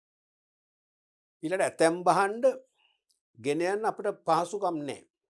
සමහර පිටමු මහා පරිමාණ යන්ත්‍රයක් කියලා මැෂින් එකක් කියලා. ඒකට අර වාහනේම තියෙන දොඹකර පහසුකම් තියෙන වාහනයකින් ඒක කෙලින්ම ව්‍යාපාරිකයා අලෙවිකරුවෝ විසින් ගිහිල්ලා දෙන්න ඕනේ. එහෙම දුන්නොත් තමයි අපි ගන්නෙ. නැත්නම් මැෂින් එක අපි ඒගොල්ලන් ගන්නෙ නෑ. තේරුණාද? අන්න ඒ වගේ මේ උපකාරක සේවා නිසා වෙන්නේ මොකද්ද? වෙළඳාම පහසු කරනවා, කාර්යක්ෂමව පවත්වාගෙන යන්න උදව් කරනවා. මේ වාණිජ්‍ය ගැන අපි කතා කරද්දී කතා නොකරම් බැරි තවත් ඒකට බද්ධ වූ කොන්සෙප්ට් එකක් තමයි විද්‍යුත් වාණිජ්‍ය, ඉලෙක්ට්‍රොනික කොමර්ස්. මේකෙත් අපිට තොරතුරු පද්ධති පාඩමේ පුළුල්ල කතා කරනකොට සත්‍ය අපි මේ දැන් හඳුන්වනවා දීවා මම එදා කිව්ව මතකයිනේ. පළවෙනි පාඩම කියන්නේ නිපුණතා ඒකේදී පළවෙනි පාඩම කියන්නේ ඉතුරු ඒකක 17ටම ප්‍රවේශ වෙන්න ගේට් ඕපන් කරන ගේට් ඕපන් කිව්වම මේකෙන් කරන්නේ. හරිද? ඒ කියන්නේ ඉතුරු පාඩම් 17ේම මූලික සංකල්ප කීපයක් හරි මේක කතා වෙනවා. ඒ වගේ විද්‍යුත් වාණිජ්‍ය සම්බන්ධ වෙන තොරතුරු පද්ධති. අන්තර්ජාලය හරහා මිලදී ගැනීම හා විකිණීම කටයුතු සිදු කිරීම තමයි විද්‍යුත් වාණිජ්‍ය කියන්නේ. තේරුම් ගන්න එක. මේක විභාගෙට නිතරම හරිම සරලයි. ඔච්චරයි ලියන්න තියෙන්නේ. විද්‍යුත් වාණිජය කියන්නේ අන්තර්ජාලය හරහා මිලදී ගැනීමේ සහ විකිණීමේ කටයුතු කරනවා නම් ඒක තමයි විද්‍යුත් වාණිජය. හරිනේ. මේකෙදි ගැනුම්කරු විකුණුම්කරු හමුවීමක් නැහැ. ගැනුම්කරුවා ලංකාවේ විකුණුම්කරුවා ඇමරිකාවේ වෙන්න පුළුවන්. විකුණුම්කරුවා ලංකාවේ ගැනුම්කරුවා ඕස්ට්‍රේලියාවේ වෙන්න පුළුවන්. තේරුණාද? ඒක අපි මෙතන වෙළඳපොළ ස්ථානයක් නෙවෙයි මෙතන මතු වෙන්නේ වෙළඳපොළ අවකාශයක්. සීමානින් මුල් නැති දෙපක්ෂයේ මුණ නොගැසෙන තේරුණාද? වෙළඳපොළ අවකාශයක් බිහි වෙන්නේ. දැන් මේ විද්‍යුත් වාණිජයයි විද්‍යුත් ව්‍යාපාරය පටල ගන්න එපා. පිස්සලා කතා කර මතකයින් විද්‍යුත් ව්‍යාපාර කියන්නේ අන්තර්ජාලය ඔස්සේ සියලුම ව්‍යාපාර කටයුතු මෙහෙවනවා නම් එවැනි ව්‍යාපාර විද්‍යුත් ව්‍යාපාර. විද්‍යුත් වාණිජය කියන්නේ අන්තර්ජාලය ඔස්සේ භාණ්ඩ මිලදී ගැනීම හා විකිණීමේ ක්‍රියාවලියට පමණයි. පැහැදිලිනේ? විද්‍යුත් ව්‍යාපාර කියන්නේ අන්තර්ජාලය හරහා සියලු ව්‍යාපාර කටයුතු මෙහෙවන ව්‍යාපාර. අන්තර්ජාලය හරහා සියලු ව්‍යාපාර කටයුතු මෙහෙවන ව්‍යාපාර. විද්‍යුත් වාණිජය කියන්නේ අන්තර්ජාලය හරහා මිලදී ගැනීමේ සහ විකිණීමේ කටයුතු සිදු කිරීම. එච්චරයි. හරිනේ? අද මූලික ට්‍රෙන්ඩ් එක තියෙන්නේ විද්‍යුත් වාණිජය තමයි. අද එන්න ව්‍යාප්ත වෙන විද්‍යුත් වාණිජය. විද්‍යුත් වාණිජය වර්තමානයේදී ප්‍රචලිත වෙන්න බලපාපු හේතු. නිතර අහන ප්‍රශ්න මේ විභාගයේ. අද වන විට ඊ-කොමර්ස් එන්න ව්‍යාප්ත වෙනවා, පුළුල් වෙනවා, වර්ධනය වෙනවා. මොකක්ද හේතුව? පළවෙනි එක තමයි ලියකියවිලින් තොරව ව්‍යාපාර තොරතුරු හුවමාරු කළ හැකි වීම. ලියකියවිලි වලින් තොරව ව්‍යාපාර තොරතුරු හුවමාරු කරන්න පුළුවන් වීම. දැන් වෙනදා සම්ප්‍රදායික වාණිජයේදී අපි යවනවා මිල විමසුමක්, ප්‍රයිස් රික්විෂන් කියලා එකක්. ඒක බෝලට යන තැපෑලි, විදේශගත නම් ගුවන් තැපෑලි. ඊට පස්සේ දවස් හෝ සති ගානකට පස්සේ අරගෙන එන උත්තරයක්, මිල කියුමක්, ප්‍රයිස් කොටේෂන් එකක්. ඊට පස්සේ යවනවා ඇනවුමක්, ඕඩරයක්, භාණ්ඩ එවන්න කියලා. ඊට පස්සේ අරහෙන් භාණ්ඩ එවනවා. සප්ලයිස් ලෙවල එවන ඉන්වොයිසියක්. තව ඒකට අපිට සමහරට නාමමාත්‍ර ඉන්වොයිසියක්. ඊට පස්සේ සාමාන්‍ය ඉන්වොයිසිය. ඊට පස්සේ මුදල් ඔහුමාරු කරන හරපත බැරපත. ඔය වගේ ලේඛන ගණනාවක්. මොනතරම් පුළුල්ද බලන්න ක්‍රියාවලිය. අද පුළුල් නෑ. අද අන්තර්ජාලය තුලින් ඊමේල් විද්‍යුත් පරිඩයක් විදිහට යවන්න පුළුවන් සියල්ල ශනිකව. ඒ මොහොතම පුළුවන් අපිට තොරතුරු හුවමාරු කර තොරතුරු මෙසෙව්වා. ඒ මොහොතම ඇනුම යවුවා. ඒ මොහොතම ගෙවීම් කරා. භාණ්ඩ ගෙන්න ගන්න පුළුවන්. නිසා ලියකියවිලි වලින් තොරවම ව්‍යාපාර තොරතුරු හුවමාරු කරගන්න පහසු නිසා වෙළඳ කටයුතු ඉක්මන් වෙලා තියෙනවා. ඒ නිසා විද්‍යුත් වාණිජය අද ව්‍යාප්ත වීම වැඩි. අනික ව්‍යාපාර කටයුතු වේගවත්. අද තරංගේ වැඩිනේ. ගෝලීය තරංග යන්නේ තියෙන්නේ. තේරෙනවද? දේශීය තරංග යන්නේ ගෝලීය තරංගය. ඒ නිසා ව්‍යාපාර කටයුතු දැන් වේගයෙන් කරන්න ඕනේ. වේගයෙන් කරනකොට විද්‍යුත් වාණිජය වැනි ක්‍රියාශීලී බෙදහැරීමේ ක්‍රම මිසක සම්ප්‍රදායික වාණිජය වැනි ක්‍රියාශීලී නොවන ක්‍රම හරියන්නේ නැහැ. ඒ නිසා විද්‍යුත් වාණිජය ප්‍රචලිත වෙනවා. අනික යටිතල පහසුකම් වල වර්ධනය. දැන් විද්‍යුත් වාණිජයට අනිවාර්යයෙන්ම යටිතල පහසුකම් දියුණු වෙන්න ඕනේ. විශේෂයෙන්ම sannivedana අංශය. sannivedana කුළුණු ව්‍යාප්ත කිරීම. තේරෙනවා. ඒ වගේම ප්‍රවාහන කටයුතු. මොකද අපි sannivedanaya හොඳයි කියලා ඉක්මනින් ඇනවුම් කළාට භාණ්ඩ sannivedana මාධ්‍ය ඔස්සේ අන්තර්ජාලය කියන එක ඔස්සේ භාණ්ඩ එවන්න බෑනේ. එවන්න වෙන්නේ එක්කෝ සීමේල් එක්කෝ යාමේල් නැත්නම් විසම ගුවන් ප්‍රවාහණය. තේරෙනවද? එයා ට්‍රාන්ස්පෝර්ට් එකේ. එතකොට ගුවන් ප්‍රවාහනය දියුණු වෙනවා. ගුවන් ප්‍රවාහනය දියුණු වෙද්දි මොකද වෙන්නේ? ගුවන් මොනවාද ගුවන් තොටුපළවල් ඒවා පහසුකම් සියල්ලම වැඩි දියුණු වෙනවා. මොනවද යටිතල පහසුකම්? තේරෙනවද? දැන් යන්නේ ඒ වගේ යටිතල පහසුකම් දියුණු නිසා sannivedana පහසුකම් තියෙන නිසා ඊ-කොමර්ස් වලට අනුවර්තන වෙන ලේසි නිසා ඊ-කොමර්ස් ව්‍යාප්ත වෙනවා. ඊළඟට පරිගණක සාක්ෂරතාව ඉහළ යාම. මොකද මේ සාක්ෂරතාව කියන්නේ දැනුම නේ. පරිගණක මිනිසා සතු පරිගණක භාවිතයේ දැනුම. දැන් එන්න වැඩිලා තියෙනවා. ඒ නිසා ලේසියෙන් විද්‍යුත් වාණිජයට අවතීර්ණ වෙන්න පුළුවන්. පරිගණක හැසිරවීමේ භාවිතා කිරීමේ දැනුම නොමැති නම් අනිවාර්යයෙන්ම අන්තර්ජාලය හසුරවන්න අමාරුයි. අන්තර්ජාලයේ භාවිතා කරමින් විද්‍යුත් තැපැල් පණිවිඩ හුවමාරු කර ගැනීමෙන් ඇනවුම් කරන්න අමාරුයි. විද්‍යුත් වාණිජය සාර්ථක වෙන්නේ නැහැ. ඒ නිසා පරිගණක සාක්ෂරතාව ඉහළ යාම ව්‍යාපාරිකයන් විශාල පිරිසක් විද්‍යුත් වාහනයට ප්‍රවේශ වීමට පසුබිමක් වෙලා තියෙනවා. අනික මෙහෙයුම් පිරිවැය හා තොග පිරිවැය අඩු වීම. දැන් ඇත්තටම ඊකොමර්ස් වලින් ගනුදෙනු කරද්දී ව්‍යාපාරික මෙහෙයුම් පිරිවැය තොග පිරිවැය අඩු කරගන්න පුළුවන්. මොකද අතරමැදියෝ අඩු කරගන්න පුළුවන්.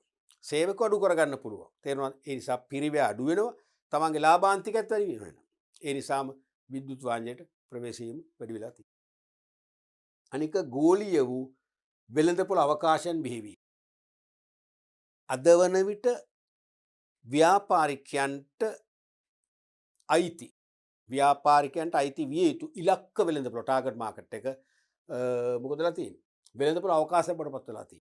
කියන්නේ අපේ රටෙන් විතරක් නෙවෙයි ලෝකේ විවිධ රටවල ගනුදෙනු කරන භාණ්ඩ හා සේවා ලැබී කරන්න පුළුවන්. ඒක කරන්න ලේසිම ක්‍රමය පහසුම ක්‍රමය මොකද? පහසුම මග සම්ප්‍රදායික වාණිජය නෙවෙයි. විද්‍යුත් වාණිජය. මොකද දකුණු අප්‍රිකාව වේවා, ඕස්ට්‍රේලියාව වේවා, කැනඩාව වේවා, ජර්මනිය වේවා ඕනම රටක ගනුදෙනු කරුට අපිට ගිහිල්ලා ඒගොල්ලන්ට මෙහෙට එන්න කියන්නත් බෑ. අපිට යන්නත් බෑනේ. එකම තෝරා ගැනීම එකම මග විද්‍යුත් වාණිජය. ඊළඟට ගනුදෙනු කරුවන්ගේ කාලය හා ශ්‍රමය ඉතිරි වීම. ගනුදෙනු කරුවන්ගේ කාලයයි ශ්‍රමයයි දෙකම ඉතුරු වෙන නිසා ගනුදෙනු කරුවොත් කැමති විද්‍යුත් වාණිජයට. ඒ නිසා ව්‍යාපාර ලෝකයේ විද්‍යුත් වාණිජය සක්‍රිය කරනකොට ගනුදෙනු කරුවෝ ඉතා කැමැත්තෙන් ඒක පිළිගන්නවා. එහෙම පිළිගත්තේ නැත්නම් මේක මැච් වෙන්නේ නැහැ, ගැලපෙන්නේ නැහැ නේ. තේරෙනවද? ඒ නිසා විද්‍යුත් වාණිජය ප්‍රතික්ෂේප වෙන්නේ නැහැ. මොකද අපිටත් ඕනේ කාලය ඉතුරු කරගන්න. අපේ වෙහෙස ඉතුරු කරගන්න. දැන් අපි විද්‍යුත් වාණිජය නොතිබුණා නම් අපිට පිටරටින් ගේන භාණ්ඩයක් ගේන අපිට යන්න වෙනවා. කලින් ගොඩ එයා ටිකට් වෙන් කරගෙන ෆ්ලයිට් එකක් බුක් කරගෙන යන්න වෙනවා. අපේ කාලේනේ. අපි එහෙ වැඩ දාගෙන ගිහිල්ලා ගේන්න වෙනවා. දැන් දේශීය වශයෙන් ගත්තත් අපි දැන් ගාලු ප්‍රදේශින් කෙනෙකුට කොළඹට ඇවිල්ලා භාණ්ඩයක් ගන්න ලොකු කාලයක් වෙහෙසෙනවා. තමන්ගේම වාහනයක් ආවත් ඒක තමන්ට ඒක මහන්සිය වාහනේ ඩ්‍රයිව් කරන්න ඕන. දැන් ඒව නැහැ. අපිට නිවසේ ඉඳගෙන ව්‍යාපාර ස්ථානයේ කාර්යාලයේ පුටුවනේ ඉඳගෙන අපිට පුළුවන් විද්‍යුත් ආකාර අන්තර්ජාලය හරහා උඩ කරලා ගෙන්න ගන්න. ඒ නිසා අපේ කාලය ශ්‍රමයේ තුරන නිසා මිනිස්සු ගනුදෙනු කරුවත් කැමති නිසා විද්‍යුත් වාණිජය ව්‍යාප්ත වෙනවා. අනික තෝරා ගැනීමට වැඩි ඉඩ ප්‍රස්ථා හිමි වීම. දැන් සම්ප්‍රදායික වාණිජයේදී ගැනුම්කරු විකුණුම්කරු මුණ ගැහෙනවානේ වෙළඳපොළ ස්ථානයක් තුල. ගැනුම්කරු විකුණුම්කරු වෙත යන්න එපයි. නැත්නම් වෙළඳපොළ වෙත ගමන් කරන්න එපයි. තේරෙනවද? ගමන් කරලා තෝරගන්න. ඒක ටිකක් වෙහෙස කරයි. නිකන් හිතන්න අපි ඕගොල්ලෝ විශේෂම ඔය සීසන් එකට නිව් ඉයර් සීසන් එකට shopping යනවා කියලා යනවනේ. නුගේගොඩ වෙන්න පුළුවන්, දෙහිවල වෙන්න පුළුවන්, මහරගම වෙන්න පුළුවන්. උගොල්ලන්ගේ ප්‍රදේශවල ප්‍රධාන නගරයට වෙන්න පුළුවන්. ගියාට යන රඟේ නෑනේ ගිහිල්ලා ටිකක් ඉන්නකොට පැයක් හමාරක් අවුවේ පැලි ඔළුව තට්ටේ පැලිපිලි ඇවිදිනකොට නේ අර නෑ හරි වෙහෙස කරන්නේ දාඩිය දාගෙන වෙලෙන්සල් 10කට 15 වෙනකොට තෙහෙට්ටු නේ. ඒ තෙහෙට්ටුව මේකේ නෑ. ඒ තෙහෙට්ටුව මේකේ නෑ. තේරෙනවද? ඒ නිසා අපට පුළුවන් විශාල තේරීමක් අරක බලන්න අපු දැන් මහන්සි දැන්ට අය ඔන්න පුළුවන් තරකින් අපි අරගෙන යමුකෝ කියලා අපි තීරණය කරන්නේ. මේකේ තෙහෙට්ටුව නෑ. ඒ නිසා තෝරගන්න වැඩි අවස්ථා තියෙනවා. ඒ කියන්නේ අන්තර්ජාලය අදාළ අපි අදාළ භාණ්ඩයක් අපි හිතමු මොන හරි ආහාර වර්ගයක් කියලා. නැත්නම් බෙහෙත් වර්ගයක් කියලා. විටමින් එකක් කියලා හිතන්නකෝ. අපිට අදාළ ආහාර වලට අදාළ වෙබ්සයිට් වලට ගියාම ඕන තරම් ඒව සපයන සැපයුම් කරු ඉන්නවා. 100,000 ගණක් ඉන්නවා. අපිට ඒගොල්ලොත් එක්ක අපිට විස්තර ඊමේල් කරලා ගෙන්නගෙන ඒගොල්ලෝගේ තොරතුරු ගෙන්නන් අපිට වඩා ලාභදායක මොකද්ද? හොඳම බ්‍රෑන්ඩ් එකක්ද මේක? රීසනබල් ප්‍රයිස් එකක්ද කියලා තෝරලා හොඳම තේරීමක් කරන්න පුළුවන්. වෙහසක් නැතුව. තේරෙනවද? අන්න ඒ නිසා විද්‍යුත් වාණිජය වර්තමානයේදී ව්‍යාප්ත වෙගෙන යනවා. ඊළඟට මේ විද්‍යුත් වාණිජයේ වාසි නිතර අහනවා. මේ එකක හරිම වැදගත්. විද්‍යුත් වාණිජයේ වාසි අහනවා. අපි කරන එක කොටස් කීපෙට එකක් ගනුදෙනු කරවන්න. ගනුදෙනු කරවන්නට විද්‍යුත් වාණිජයේ වාසි. බිල කීපයක් වුණ ඉස්සෙල්ලා එකක් මොකද්ද? භාණ්ඩ පිරිවැය අඩු වෙලා අඩු මිලට හම්බ වෙනවා. ලැබෙනවා. ඒ අතරමැදි උ නැහැනේ. කොස්ට් එක අඩු වෙනවා. නිෂ්පාදක අපට අඩු මිලට විකුණනවා. අන්න ඒ වාසිය අපට ලැබෙනවා. දෙවෙනි එක තෝර ගැනීමට දැන් කිව්ව එක වැඩි අවස්ථා තියෙනවා. වෙහෙසක් නැහැනේ. සමහර අපි AC රූම් එකක ඉඳගෙන ව්‍යාපාර කාර්යාලය තුල ඉඳගෙන නිවසේ ඉඳගෙන ඕඩර් කරන්න අපි අනිවාර්යයෙන්ම තෝරගන්න වැඩි අවස්ථා තියෙනවා. විශාල සැපයුම් කරන පිරිසක් අතුරෙන් හොඳම සැපයුම් කරුවා තෝරාගෙන මිලදී ගන්න පුළුවන්. ඊළඟට භාණ්ඩ ඉක්මනින් සපය ගන්න පුළුවන්. දැන් ප්‍රමාදයක් නෑ. දැන් සම්ප්‍රදායක වාන්දිය අපි පැනූමක් යවනවා ගුවන් තැපැලෙන් ඒ කියන්නේ ඊට පස්සේ ලැබෙනවා. ඊට පස්සේ ආ බහණ්ඩ නැව්ගතව ගුවන්ගත කරනවා. එන්න මාස ගාණක් යනවනේ මේක එහෙම නෑ. අපි මේ දැන් ඕඩර් කරා මේ දැන් ඕඩරේ ලැබුණා. ඒගොල්ලෝ ටක් ගාලා ඊළඟට ළඟ ෆ්ලයිට් එකට බාර දුන්නා. ගුවන් යානෙට කුරිය ක්‍රමයට ආවා. හරි ඉක්මනින් ලබා ගන්න. අනික අතරමැදියන් රහිතව ගුණාත්මක බහන් ලබා ගන්න පුළුවන්. අතරමැදියෝ හිටියොත් තමයි දරුවනේ බහණ්ඩේ ගුණත්වයට යම් යම් පළුදු කිරීම වෙන්නේ. සමහරට බහණ්ඩ තෝරලා අනවශ්‍ය පරිදි බහණ්ඩ වර්ග කරනවා. විශේෂ බහණ්ඩ විශේෂණයක් කරනවා. කළ එක එක මිල ගණන් අලෙවි කරනවා. සමහරට ඒ බහණ්ඩ වල ඇසුරුම් ගලවලා ප්‍රමාණය අඩු කරනවා. බර අඩු කරලා කිරුම් මිනුම් වංචාවක් කරනවා. සමහරට ඇසුරුම් ගලවලා විනත් ද්‍රව්‍ය කලවම් කළ තත්ත්වේ බාල කරනවා. ඒ වගේ දේවල් මේකේ වෙන්නේ නැහැ. ඩිරෙක්ට් අපි අදාළ සැපයුම් කරනවා. නිෂ්පාදකයත් එක්ක සමග නිසා තත්ත්වෙන් උසස් බහණ්ඩ පිළිදී ගන්න පුළුවන්. ඒ නිසා අපිට ඒක වාසියක්. ඊළඟට දවස පුරාම සේවා ලබා ගන්න පුළුවන්. තේරුණාද? ඒ කියන්නේ අපිට වෙළඳපොළ වැසූ වෙලාවක් නැහැ. අපි කියන්නේ day and night market service කියලා කියන්නේ. e-commerce වලදී වෙන්නේ day and night marketing service එකක් ලැබෙන්නේ. තේරුණාද? ඒ කියන්නේ දැන් අපි සම්ප්‍රදායික වෙළඳාමේදී තව වාණිජයේදී අපි දන්න සුපර් මාකට් එකට 10ට වහනවා. නැත්නම් සෝපකාරය හවස 5ට වහනවා. එහෙම තියෙන ඊට ඉස්සෙල්ලා මෙහෙම එකක් නෑ. දව පැය 24 පුරාම අපිට ගණන්දුරු කරන්න පුළුවන්. ඒ නිසා අපිට පහසු වෙලාවක ගණන්දුරු කරගන්න පුළුවන්. අන්න ඒ නිසා අපිට වාසියක් වෙනවා e-commerce එක. අනික තමන්ගේ අපේ කාලය ඉතුරු වෙනවා. එහෙම දුවන්න ඕනේ නෑනේ. අපි තොරතුරු ලබා ගත්ත ඕඩරේ දුන් යවුවා ඊමේල් කරලා ක්‍රෙඩිට් කාඩ්ෙන් පේ කරලා ඩෙබිට් කාඩ්ෙන් පේ කරලා ඉවරයි. කාලය ඉතුරු. අනික ව්‍යාපාරික සමග ඍජු සම්බන්ධතා පවත්වා ගන්නත් පුළුවන්. කෙලිම අපිට අපි කැමති නැහැ අතරමැදියන්ට. අපි කැමති කෙලිම ව්‍යාපාරික සමග සම්බන්ධතාව පවත්වා ගන්න. අපිට ඇත්තේ ඕන දෙයක් කතා කරගන්න පුළුවන්. ඕන දෙයක් විසඳ ගන්න පුළුවන්. බේර ගන්න පුළුවන්. අපිට වැරදි බහණ්ඩයක්වත් අපිට ටක් ගාලා ඒක යාට දැනුම් දීලා අපිට අවශ්‍ය බහණ්ඩ ගෙන්න ගන්න පුළුවන්. දැන් හොඳ උදාහරණයක් ක්ෂණිකව මතක් වුණා මට. මම ගෙන්න ගත්තම ටෙක්ස්ට් බුක් එකක් ප්‍රොඩක්ෂන් මැනේජර් අදාළව කුරිය කළ මම ගෙන්න ගත්තේ. eBay ක්‍රමයට මම ඕඩර් ආවම මට අවශ්‍ය පොත ආවේ නැහැ. අවශ්‍ය කාලය තුල ඒගොල්ලෝ දින මට මතකයි 4ක් දොගේද 4 නෙවෙයි 5 නෙවෙයි 4 8ක් ගිහිල්ලත් ආවේ නැහැ. ඊපස්සේ මම ආයි ඊමේල් එකක් කරා. කරගු ඔබ තව දවස් දෙකක් බලපන් ඔබට අපි දාලා කියලා තියෙන්නේ. දවස් දෙකකට තුනටත් නෑ මං ආයි කරා. රයිට් අපි හැකි ඉක්මනින් යනවා කියලා එහෙම දෙවනි සැරේ දැනුම් දීලා දවස් 3ක් 4ක් තුල මට පොත ආවා. ඇවිල්ලා තවත් දවසක් දෙකක් ගවසර කලින් පොත මොකක් හරි පොඩි ට්‍රාන්ස්පෝර්ට් මොන හරි ප්‍රශ්නයක් වෙලා එයාපෝට් වල පොත් දෙකක්ම ආවා. තේරුණා? පස්සේ මම ඊමේල් කරනකොට මට පොත් දෙකම ලැබුණා. මම දැන් මොකද්ද කරන්න ඕන කියලා. පස්සේ ගොරබයි රයිට් බොහොම ස්තුතියිබට ඔබට පුළුවන් නම් අපිට ඩිරෙක්ට් එවපන්. එහෙම නැත්නම් ඔබ මොකද්ද ළඟම තියෙන කුරිය ස්ටේෂන් එකට නැත්නම් කුරිය ඔෆිස් කාර්යාලයට ගිහලා බාර දීපන් කියලා. මම ඒ වගේම ගිහලා බාර දුන්නා. ඊට පස්සේ බහන්නේ ලැබුණාන් පස්සේ මට නැවත ඊමේල් කරලා ස්තුති කරලා ලියුමක් කරන ඔබ හොඳ කස්ටමර් කෙනෙක්. අපි අපේ ගනුදෙනු කරුවන්ගේ ඒ කියන්නේ අර වැලියබල් කස්ටමර් ලිස්ට් එකට ඔබ දැම්මා. ඔබට මින් මතුර අපි ඔබට අවශ්‍ය ඕනෑම සේවාවක් අපි ඉතා ඉක්මනින් සපයන්න බැඳිලා ඉන්නෝ කියලා සිහිපත් කරනවා කියලා ලියුමක්. අන්න සම්බන්ධ. ඒ ඔය සම්බන්ධතා සම්ප්‍රදායික වාණිජය ලබන්න අමාරුයි. ඔය වගේ වාසි තියෙනවා. ඊළඟට ව්‍යාපාරවලට. මේ විද්‍යුත් වාණිජය ව්‍යාපාරවලටත් වාසි කියන දෙපැත්තටම තියෙනවා. මොකද්ද? එකක් තමයි පුළුල් වෙළඳපොළක් ලබලා දෙනවා. දිනා ගන්න පුළුවන්කම තියෙනවා. ඇයි?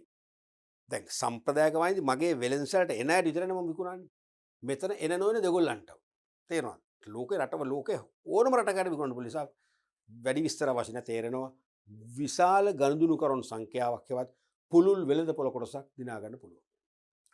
අනික ගෝලීය වශයෙන් කීර්ති නාමයක් ගොඩනගෙනවා. ඇයි? ලෝකේ රටවල් ගණනාවක ගනුදෙනුකරු සම්බන්ධ වෙනවා. ඒගොල්ලෝ අපෙන් විස්තර විමසනවා. අපි ඒගොල්ලන්ට බහණ්ඩා සේවා සපයනවා. තේරෙනවද? මේවත් එක්ක මුළු ලෝකේ පුරාම කීර්ති නාමයක් ව්‍යාප්ත වෙනවා. ගෝලීය කීර්ති නාමයක්. අනික අතරමැදියන්ගේ විසමාචාර වලින් ඇතිවන ගැටලු බැහැර වෙනවා. දැන් අතරමැදියෝ විසමාචාර කළොත් මැල් ප්‍රැක්ටිසස්. ඒ කියන්නේ අතරමැදියෝ බහණ්ඩවල ගුණත්වය බාල කරනවා, ද්‍රව්‍ය කලවම් කරලා කිරුම් මිනුම් වංචා කරනවා, පැකින් එක වෙනස් කරනවා, බහණ්ඩ කොටස් කළ එක විදිහට බහණ්ඩ එකම බහණ්ඩේ විශේෂණයක් කරලා කියන්නේ එක සයිසස් වල විකුණනවා. ඒකෙන් කූට රැස් ලාභ ලබනවා කියනවා. ඒක අවසාන ඍණ ඵලය භුක්ති විඳින්න වෙන්නේ කාටද? නිෂ්පාදකයාට. නමුත් මේ අතරමැදියන්ගේ විසමාචාර නැති නිසා ඒ ගැටලුව තියෙනවා නිදහස් වෙන ව්‍යාපාරික. පිරිවැය අඩු වී ලාභ වර්ධනය වෙනවා. මෙතනදී විශේෂම ලේබර් කොස්ට් එක අඩුයි. තේරුණාද? විශාල ගොඩනැගිලි ලෝකේ පුරා ශාඛා වෙළෙන්සැල් දාම වෙළෙන්සැල් මේන්ටේන් කරන්න ඕනේ නැහැ. ඒ විදිහම සම්පූර්ණ මිතුරු. එක තැනක ගබඩාවක ඉඳන් සංනිවේදන පහසුකම් ඔස්සේ සම්බන්ධ වෙලා බහන්න යවන්න පුළුවන්. ඒ නිසා පිරිවැය අඩු වෙනවා කියන්නේ මොකද? ලාභ වර්ධනය වෙනවා. ඊළඟට වෙළඳපොළ සමග ඍජු සබඳතා පවත්වා ගන්න පුළුවන්. අපිට ව්‍යාපාරිකය සමග වගේ ව්‍යාපාරිකයට අප සමග ඍජු සම්බන්ධකම් තියාගන්න පුළුවන් වීම ව්‍යාපාර වලට වාසිය. මොකද කෙලින්ම අපෙන් ඒගොල්ලන් නිවැරදි තත්ත්ව අපේ නිවැරදි අවශ්‍යතා, නිවැරදි රුචි අරුචිකම්, අපේ නිවැරදි දත්ත ඒගොල්ලන් ලබා ගන්න පුළුවන් නිසා. ඊළඟට වෙළඳපොළ සිසාරා ව්‍යාපාර මධ්‍යස්ථාන නඩත්තු කරන්න අවශ්‍ය නැහැ. මුළු රට පුරා ලෝකේ පුරා බිස්නස් සෙන්ටර්ස් මේන්ටේන් කරන්න අවශ්‍යතාවයක් නැහැ. ඒ නිසා ඒක විද්‍යුත් වාණිජ්‍ය ව්‍යාපාර වලට අනිවාර්යෙන් ප්‍රයෝජනවත් වෙනවා. ඊළඟට අපි මෙතෙක් කර සංකල්පවල අභ්‍යාස කීපයක් කතා කරනවා. ව්‍යාපාරවල ඓතිහාසික සංවර්ධනයේ ප්‍රධාන අධීරයන් නම් කර කෙටියෙන් පැහැදිලි කරන්න. මතකනේ මේක සාමාන්‍ය නිතර අහන ප්‍රශ්නයක්. අපි මේ අද කරේ මොකද්ද? ප්‍රධාන අධීර හතරයිනේ. බහන්ඩෝමාරු යුගය, මුදල් භාවිත යුගය, කාර්මික විප්ලව යුගය, තොරතුරු තාක්ෂණ යුගය. හරි අධීරයන් නම් කර කෙටියෙන් පහදන්න. නිසා අපි නම් කරලා කෙටියෙන් පහදන්න ඕනේ. මතකනේ විශේෂයෙන් මතක තියාගන්න බහන්ඩෝමාරු යුගයේදී තමයි ව්‍යාපාර ඇති වෙන්නේ. බහන්ඩෝමාරු යුගයේදී සිදු වෙන්නේ ව්‍යාපාර බිහිවීම.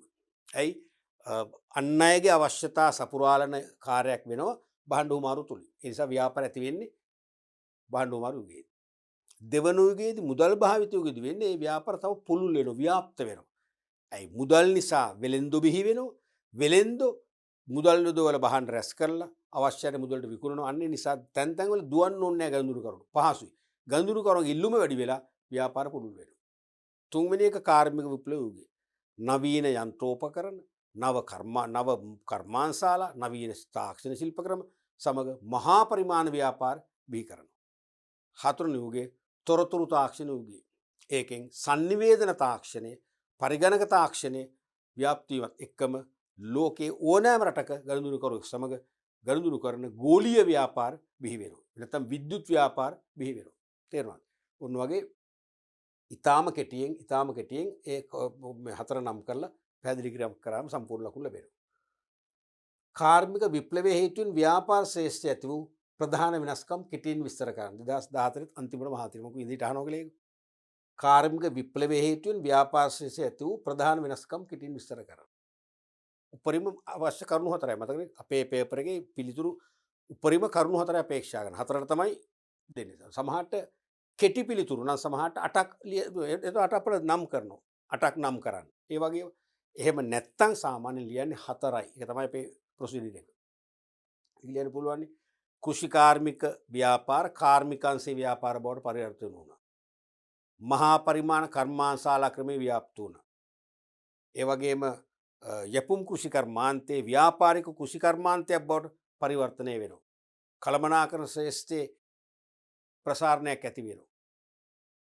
ආර්ථික යටිදල පහසුකම් වල වර්ධනයක් ඇති වෙනවා. මතකයි ඒ වගේ උපරිම කරුණු හතරක් ලියන්න පුළුවන්. ඊළඟ විද්‍යුත් වාණිජ්‍ය ව්‍යාප්තිය නිසා ව්‍යාපාරිකයින්ට හා ගනුදෙනු කරනටත් වන වාසි වෙන්වෙන්ව සඳහන් කරනවා. ඒක තමයි මේ දැන් උණු උණු ඉගෙනුවේ. ව්‍යාපාර වලට අපි ඉතුරු ලියන්න ඕන තරු ලකුණු දෙකක. පළවෙනි තරු තේරෙනවද? මේ වගේ එක අනිවාර්යයෙන්ම ලියන්න. පළවෙනි තරු ලකුණ මේ වගේ. ව්‍යාපාරිකයින්ට කියලා ලියනවා 1 2 ආදි වශයෙන් දෙකක්. හරිනේ. දෙවෙනි තරු ලකුණ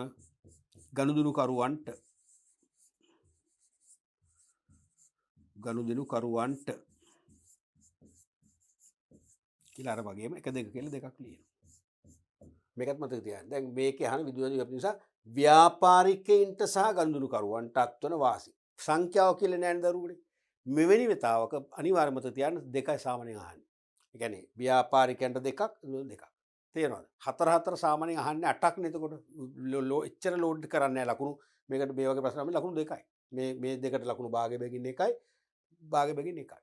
ඒ නිසා මේ වගේ ලියන්න පැහැදිලිව ලියන්න. මේ පේනවනේ ව්‍යාපාරිකයන්ට මෙන්න වාසි. එදුරට වාසිය විසු ලියන්න. තේරෙනවද?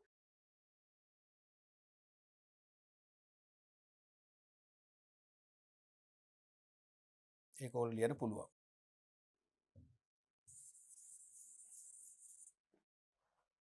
විද්‍යුත් වාණිජය යනු කුමක්ද? මතකනේ අන්තර්ජාලය ඔස්සේ භාණ්ඩ හා සේවා මිලදී ගැනීම සහ විකිණීම ක්‍රියාවලිය. වෙන මුකුත් එක ස්පිල්ලක් පාපිල්ලක වැඩි කරන්නේ. පොත්‍රාය ඔයගොල්ලෝ ලකුණු එකක් හම්බ වෙනවා විභාගේ. අන්තර්ජාලය ඔස්සේ භාණ්ඩ හා සේවා මිලදී ගැනීම හා විකිණීම ක්‍රියාවලිය. ඔව් දැන් අපි ව්‍යාපාර පදනම හා පරිසරය කියන පළවෙනි එකකේ ව්‍යාපාර සංකල්ප විග්‍රහ කිරීම කියන එකේ සංකල්ප සෑහෙන ප්‍රමාණයක් දැක් කරා. අපි ඊළඟ පාඩම් කොටසදී අපි තව සංකල්ප 3-4ක් තියෙන එකත් කරලා පාඩම සම්පූර්ණයෙන්ම නිමා කරන්න බලමු.